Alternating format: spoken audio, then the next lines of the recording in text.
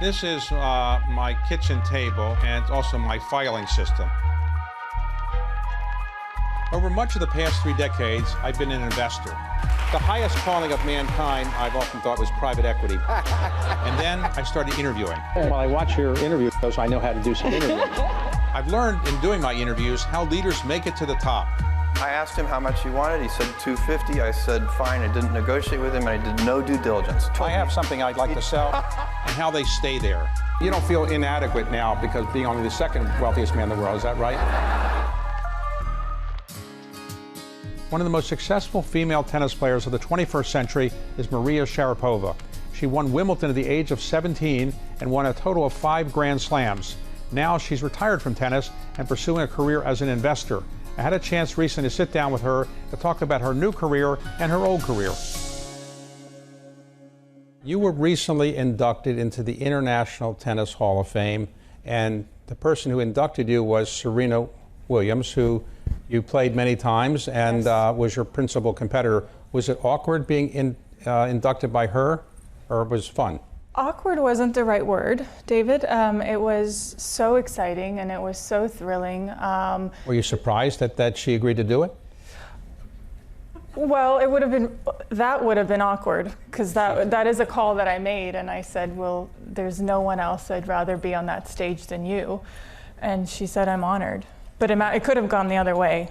Okay, well. It didn't, thankfully. And she was incredible. She was very thoughtful. Her speech was really strong, but it was also very personal. And there's that moment when she walked on stage of like 5 to 10 seconds when there was like a bit of silence and shock, and there's a wave through the crowd. And I was like, I think we achieved what we wanted to achieve here.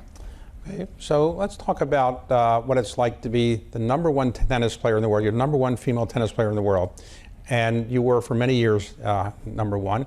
And you won many singles titles, including Wimbledon at the age of 17. Seems like an ungodly young age to win. It was a long time ago, just confirming. So, by the way, when you won at Wimbledon at age 17, I mean, did your world completely change? You were so young then, and you weren't the #1 ranked player at that time.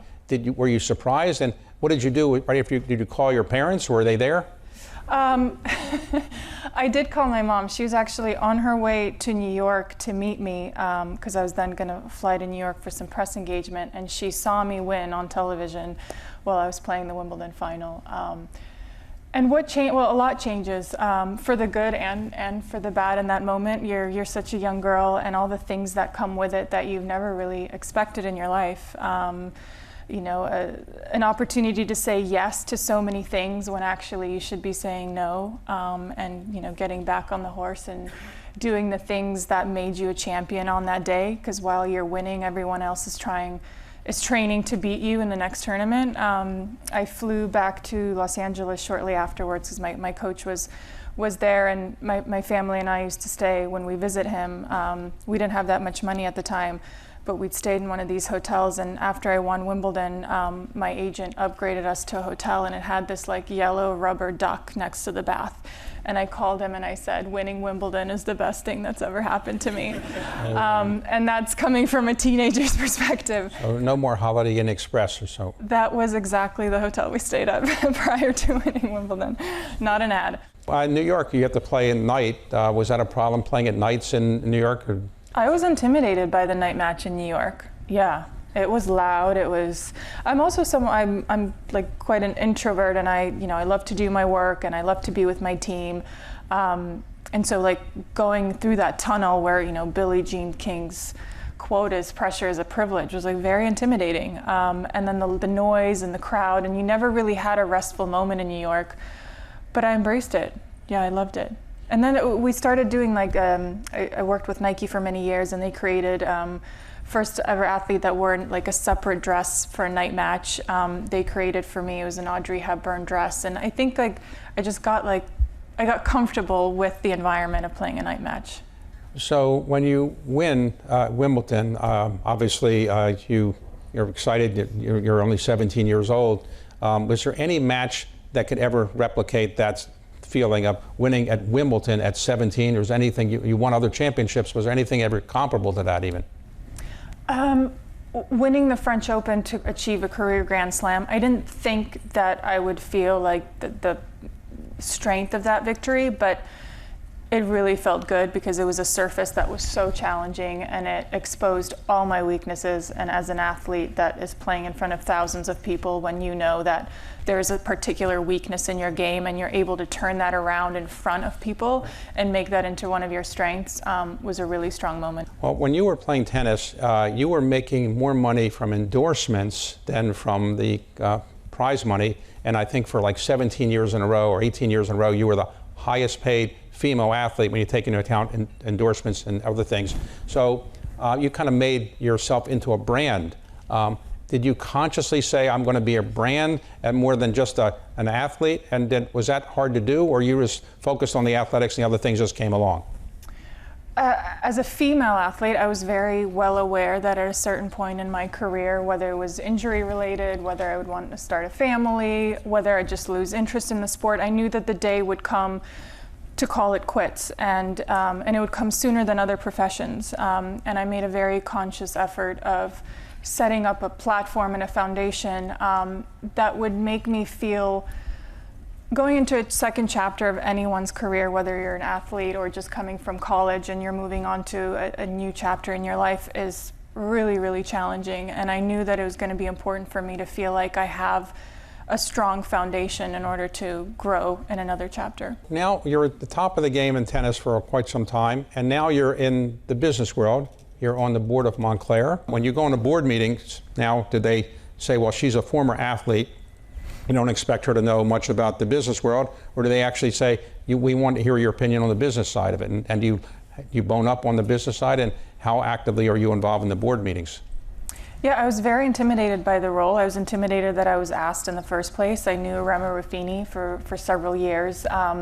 And it's very official. It's like a UN meeting. You're sitting around this large, I mean, you've attended several board meetings in your life, but this was one of my first. And there's a microphone and it's translation because it's an Italian public trading company. So there's definitely like an intimidating factor to it. But they're all very collaborative. I selfishly took on the role because I felt like I could learn from a lot of people sitting in that room. And I feel like that's kind of been the trajectory of my career, is even though I was passionate and so deeply involved in one thing, I stayed really open-minded and curious about other things. I let other people kind of guide my education because I didn't have a formal education. So I feel like this is. So if somebody's watching this and they say, I have a company that would benefit from having you on the board, are you open to going on other boards? And if you go on a board, would you want to invest in the company or you just want to be on the board? It depends on the company. I mean, you're really throwing me on the spot. What's the company? Give me an example. Well, I don't know. Let's suppose Bernard Arnault calls you up and says, LVMH needs you on the board. I guess you would probably say that might be an attractive one. Yeah, that's a no-brainer. Right, okay. Okay. That's a very easy test, though. Okay. Well, now do you invest in companies from time to time? I do. Yeah. Okay. So do you test the brands before to make sure you actually like the brand? How do you decide you're going to invest or not? Yeah, one of my first investments was when I felt like I had like financial security from endorsement deals. And I was using an SPF brand called Supergoop for many years. Bought it at Sephora myself, and found the founder. They were 5 employees at the time, and said, "Look, I don't need a return on investment right now. I'll use my platform. I love your product." And then 7 to 9 years later, they sold 75% of their company for $750 million. So that was like my first real investment in the space, and it did really well for me. And I think it was a testament to what I think is important in investment, and correct me if I'm wrong, is like being passionate about what you're investing in, being a consumer, making sure that everyone around you is a consumer and a strong team. How do you compare the thrill of being in the business world where you're either endorsing products or investing in products with playing tennis? There's no match point in business, right? There's no that like feeling of, okay, now I this one point is on the line. I've gotten to this point and it's make or break. So much will change. Like there's none of that getting on your knees and waving to the crowd, you know. And yes, I miss those memories, I miss those moments. But the adjustment period of working through deals and getting to know founders and taking chances on people who you've only known a certain amount of time is very similar to my sport and what I had to endure for many years. So although there are similarities, there's not that like moment of victory.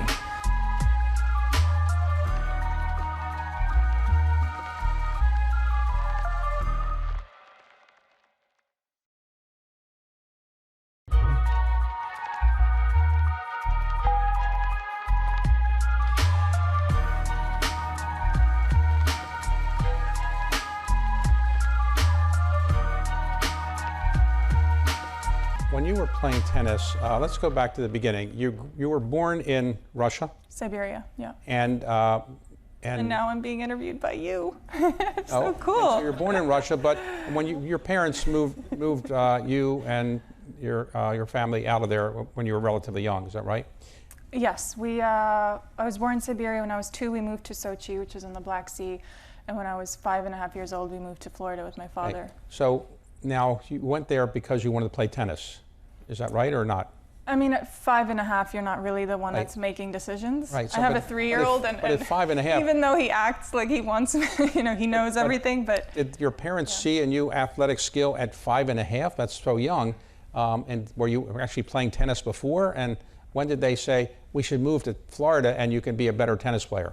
So I started when I was 4, and I started playing tennis when I was 4. And at 5.5, my father took me to this exhibition in Moscow. He saved up a little bit of money. We took the train from Sochi, and Martina Navratilova was holding like a kids tennis clinic, and there were a few hundred kids. And she pulled my father aside and said, your daughter has talent, and you should go somewhere where this talent can be developed. And my father read every newspaper articles. He saw that the Williams sisters were training in Florida. He saw that Anna Kournikova was training in Florida. And he's like, our path is going to Florida. Did he have the money to do all that? Not a lot. He landed with $700 in his So Levi's. he just came over with you. Your mother stayed behind. Yeah, she stayed behind for 2 years. She couldn't get a visa for the first 2 years. And how did he explain, you're only 5.5, how did he explain that your mother was staying behind and he was coming over with you? We didn't know that at the time because we thought she'd come over okay. sooner, but then And so you joined a tennis academy? we went to Bollettieri, which is a famous academy. We knocked on their door at like middle of the night, said, we're here. They're like, well, where's your money? We're like, we don't have any. And the coaches, they welcomed me into a program, and then I went off to center court after they saw me play, and I got a scholarship. Okay, so you got a scholarship, but at what point did you realize you actually were pretty good? I mean, not just a person who says, I'm 5.5, I'm good. Lots of little kids at 5.5 say they're good. But when did you realize you really were better than the average 5.5-year-old? I never allowed myself to say that. So when you became a teenager, were you beating other teenagers at Bollettieri? The thing about being a young athlete is the process is you want to play against people that make you realize that you have weaknesses in your game. So you set yourself up against competition that is either older or stronger or better. And so if you feel like you're constantly winning, you're not learning much. And I found that like even winning, and when you're a teenager, winning in your 20s, that's not when you're doing your best work. When you're doing your best work is when you get off the court and you've just lost and you have to face your team and you have to get back to the drawing board and say, well, I mean, we have to figure it out because we thought we were going to have a great day. Well, do you ever say to yourself, you know, I really would rather do something else at 7, 8, 9, 10, 11, 12. Tennis isn't, you know, some of the young players get burned out. You probably saw that at Bollettieri. They burn out, the parents take them there, and after a while they say, I don't really want to do this. You never got burnt out, right? I loved what I did. I loved being first in line. I loved having the lesson at 6 a.m. because I love the feeling of like there's like a physical exhaustion as an athlete at the end of the day where you do everything that's in your capacity to be better. And as a female, I really related to if I can get a little better, 5%, 1%, 0.5%, then I feel like I did great. At what point did you realize you could be a champion? When you were 14, 15, when did you realize you could be a champion as opposed to I'm going to be reasonably good? I never allowed myself to believe that I could be a champion because I always did my best work when I felt like I was like gonna jump off the cliff, like things weren't working well, because I had to keep proving to myself that I needed to work for it even harder, even deeper. I needed to dig deeper. It's hard in tennis. You're playing 10 months out of the year, and you may win a Grand Slam, but in a few weeks you have another one. So you feel like you're on top of the world, and a few weeks later you can be, you're in the press room and everyone's ridiculing you for losing the first round. Now, when you're playing tennis, at the end of a match, if you lose or win, the players go, they shake hands, or they hug each other, whatever they do. Rarely hug each other, but yes. Okay, so, but you really don't like the other person. Is it hard to kind of pretend you're like them when you're hugging them, or is that, you get used to that?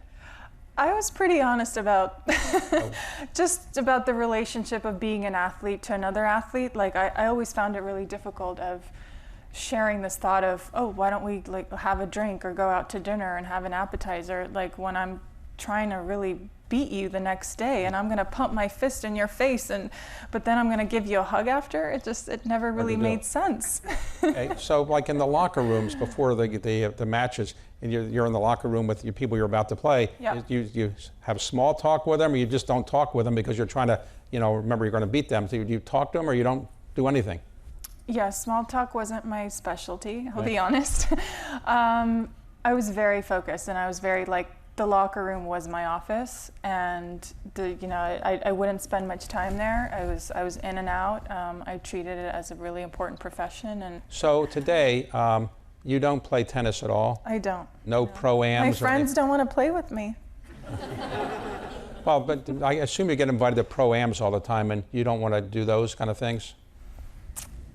I guess the honest answer is I don't want to be a sad version of my old self. I knew, what I loved about the sport was how quick it was, how reactive it was, how powerful it was. When you don't play it for a long time, you don't have that anymore. Well, have you ever played mixed doubles? I wasn't very good at mixed doubles. Well, I wasn't very good at sharing. Okay, well, if you ever wanted to play mixed doubles, we could I could show up, you come to my house, the court, and we would pretend that you're just an average person who's visiting for the weekend. Okay. And then we'll just see if we can win some money that way. Do you just have one court? I have one court per house, yeah. Oh. It was kind of the answer I wanted to get from him. Okay. So at any point in your tennis career, did you say, I've had enough and I'm just going to retire at the top? Or how much? Athletes sometimes stay a little bit longer than they should. You didn't do that, but did you ever worry about that problem, staying too long? It's a great question, and it's one that I think every athlete finds a different answer to. Mine came a little bit later than when I would have liked. I think stubbornness was a great quality that shaped a lot of my victories, but in the end of my career, I think it became a flaw because I was so stubborn to get healthy, for my shoulder to recover. I was also at an age where just my body didn't recover as quickly. And so for a year or two, that stubbornness got in the way of other great things in my life. I like the thought of doing things and letting them flow and leaning into things being hard and difficult. The reason I won these events was because I lost some really tough matches, and I lean into feeling like this doesn't feel good, and what am I going to do to change it?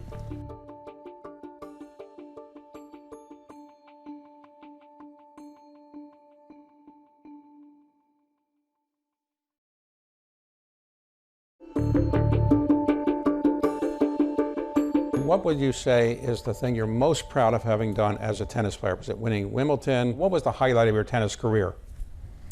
I'd say consistency. I think consistency is, you can have results and they could, come at various times in your career, but I was consistent for many years, and you have to show up. You don't just show up to play first round or the finals, but you have to show up for press conferences before every match, before every tournament, and just the consistency and the mental wear and tear of showing up week in, week out.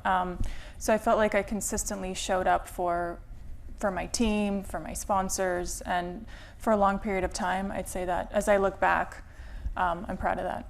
And when you're just watching tennis as an observer, who do you like to watch over, let's say, the last 10 or 20 years? Are there certain players who have such style or such athletic ability you just like watching them just as a fan? Or who would that be?